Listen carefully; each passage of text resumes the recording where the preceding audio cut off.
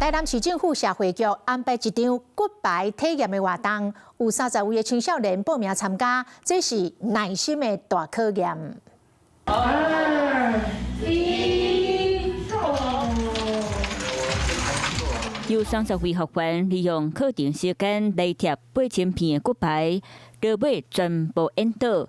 这个活动是台南市政府社会局的青少年福利服务中心安排的骨牌体验。我在这个活动里面学到在课本学不到的东西，也学到更多与同年纪的沟通与合作。骨牌这个课会当和团队练合作和沟通应变的能力，落尾克服困难完成作品，这是中心设计课程的目的。今天会办理这样的活动，主要是希望可以传递，就是让青少年有一个韧性的培养这样子的一个过程。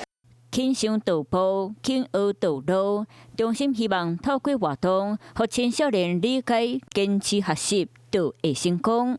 Hello， 我是庄慧琪。想要抢先掌握最及时的新闻资讯吗？赶快订阅、按赞、开启小铃铛，锁定华视新闻 YouTube 频道。